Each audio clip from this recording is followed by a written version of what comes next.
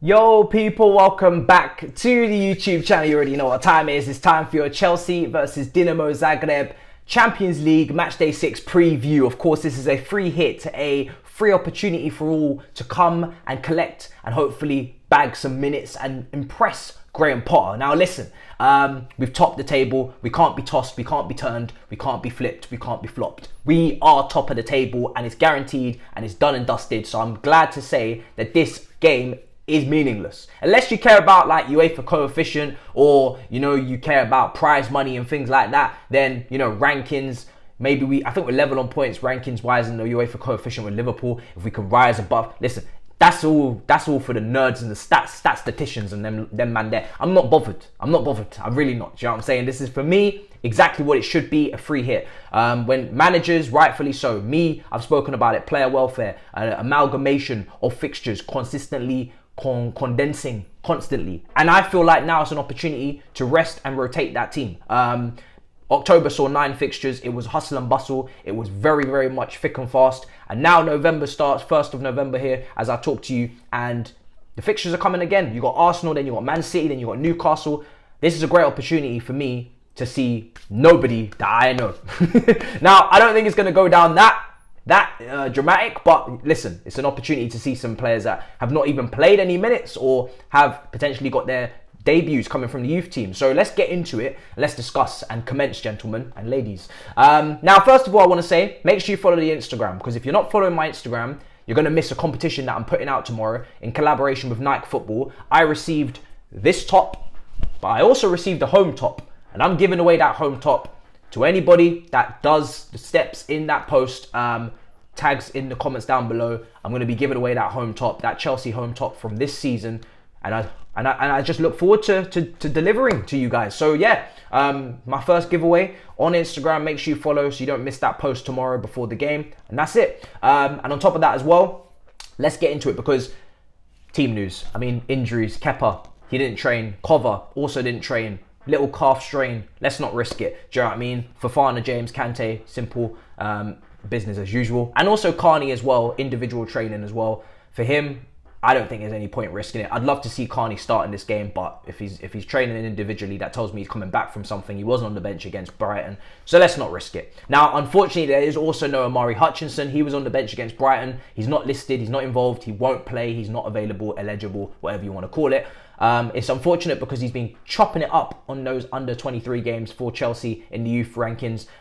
Left-footed, cutting in, daring, audacious, disastrous. Just wonderful to watch, really. But unfortunately, our left-footed protege will not be able to play, that we signed from Arsenal in this match. So that tells me that it's going to be pretty predictable who I play over there. But some young players are involved in training. First of all, Rankine, he is involved, the 20-year-old right back. Seems like he's very attacking from the little bits and pieces that I've watched from him. Reminds me of like a Tariq Lamptey. Very agile, very good with his feet, good close control, very daring, loves to attack his opposition winger or defender down that right-hand side. And I would love to see him. He's 20 years old. He's had a really good season so far for the under 23s. And I personally feel like it's an opportunity to play him. You know, why not? Yes, we do have to mind Osic. He scored against us in this reverse game, 1-0 in Croatia. On top of that, we have to remember that he scored against Tottenham in the Europa League, and I don't know if he did damage with Arsenal as well. This guy, when it comes to European competition and English clubs, he does step up, as we saw close and personal in the 12th minute. So we do have to mind him, and he does kind of pull off to that left-hand side of a front two, so he could be an issue for maybe a Rankine, and maybe that's why Rankine won't start. You know, maybe he'll start with Aspilicueta and Rankine will come and play for 15-20 minutes. But I'd love to see him involved in some capacity. Like I said, he's 20 years old. He's not a child, you know what I'm saying? Man's a fully grown. So let's see him. Also, Lewis Hall, 18 years old, a lot younger, but made his Chelsea debut already against Chesterfield last season. And there's no reason why we can't see Lewis Hall maybe come on for 15-20 minutes. Again, I don't expect either of these two to really start because in their position, Azpilicueta didn't play against Brighton, so he's kind of free to play to start. Jorginho didn't start against Brighton. He's free to play to start. Zakaria, also I'd have in my team personally. I'm going to go through it, but he has not played, period. So, you know, there's a lot of players in their positions that could do with maybe some minutes. I don't know.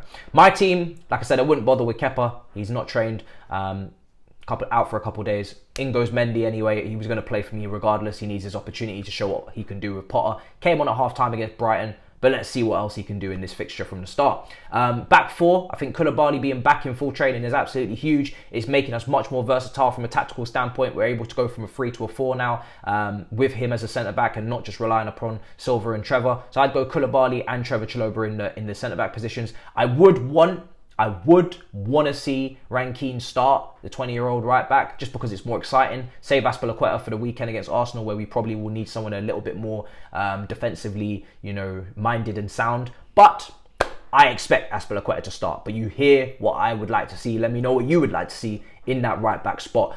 Left back, Chilwell for me. Cucurella, listen, I know I said he should snip, cut the hair, but we know he's been suffering with tonsillitis. He's lost a couple kg, like I said, on the Big Six. And as much as people like to laugh and joke, it is important to mention that these players are not robots. So if he's not feeling well, if he's had a tough time health-wise and he's been going through it, which he has, then that can affect a performance. And I don't think for 1 second that Cucurella is now not a good player. I've got no less confidence in him than I had when he first joined. I've seen good signs from him, progressive passing, clean along the ground. I know he's a good crosser of the ball, etc. He just hasn't been up to it recently. But that's, you know, that hasn't made me question him for a second. So I'm still very much on the cuckoo train, and hopefully he starts cooking others and not getting cooked himself. So for me, I take him out and I put in Chilwell. In the midfield, I expect to see Jorginho next to Zakaria. I'd love to see Lewis Hall playing in his natural position in that midfield next to a Zakaria. However, I have to put me brain cellulars. My brain cellulars. What's I don't know what I'm saying. My brain's not functioning.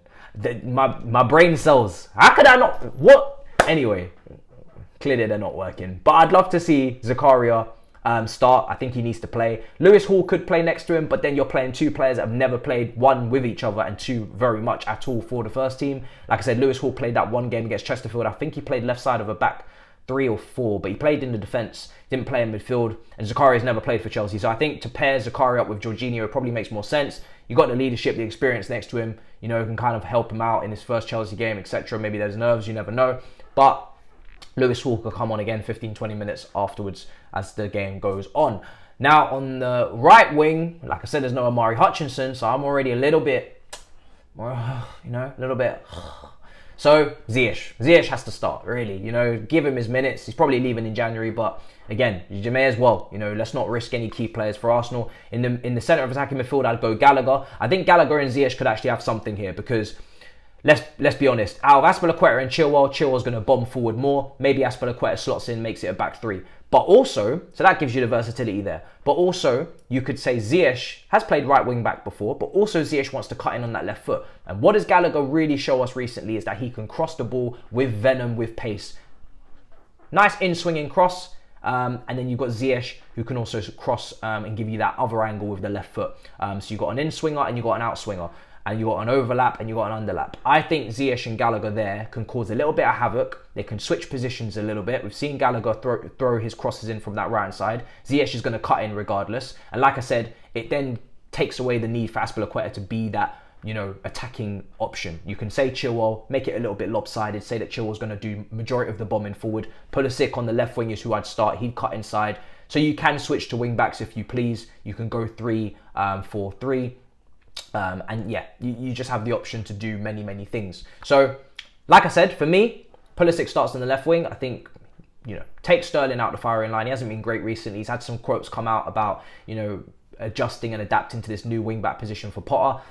He's played it a few times. He obviously played it against Salzburg, spoke quite well of it, and then obviously he's played it recently. It's not been going so well. So I play Pulisic on that left wing in his natural position. For me, this is a great opportunity to just put people back in their natural positions. Everybody I've put in their position so far, this is their strength. This is where they play. I've not put anybody in positions that they're not comfortable with or they're not adjusted to, etc. And then up front, Armando Broja, he was in the press conference. He spoke well. He's only 21, but he's had good cameos. And I think you may as well play him in a game like this. Hopefully he can get a couple goals, get the confidence up. Don't really see a reason why Aubameyang needs to play. Pretty sure he's needed against Arsenal at home. So that's my team, 4-2-3-1. It can switch to a 3. You can go Ziyech right wing back and Chilwell left wing back and Gallagher pulling off to the right, Pulisic on the left. Bro, you could do that. But 4-2-3-1 is what I'm looking at, and it gives you the tactical versatility, like I said, with Azpilicueta. So that's my team. It's a shame about the young players that are not available, like Amari Hutchinson, etc. But it is what it is. There's nothing we can do. We signed him from Arsenal. He's not listed. He's not eligible. He's not available. There's nothing we can do. I hope you guys are enjoying the scroll bar. That's your added information about transfers, rumours and quotes and etc. from the press conferences. The only thing I really want to pick up transfer news-wise, because I've seen Kante Jorginho linked with Barcelona, it is what it is.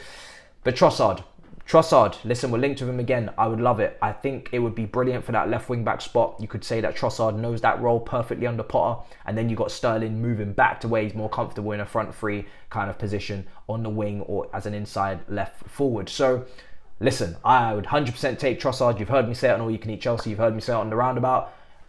The seagulls and the birds and all them there in the seaside areas are not going to like it. Much love to you, Brighton, but you know, we're not, hopefully not done. Not done annoying you.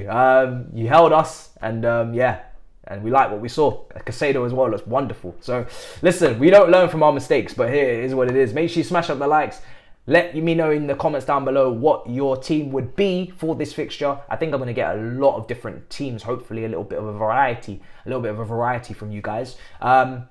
And yeah, make sure you're following on Instagram so you don't miss out on the competition for a free shirt. Like I said, I'm doing a little collaboration with Nike London. I've got the away shirt. I'm going to gift you the home shirt. And yeah, just follow the steps in that post tomorrow and you'll be in with a chance of winning. Hopefully, if the random selector selects you and you're not too far, I might actually be able to deliver it to you in person. So yeah, big up your damn selves. As always, thank you so much for the support. And I'll see you guys for the FIFA Career Mode next episode, 11 a.m. on Wednesday morning. Big up your damn selves. In a bit, people. Peace.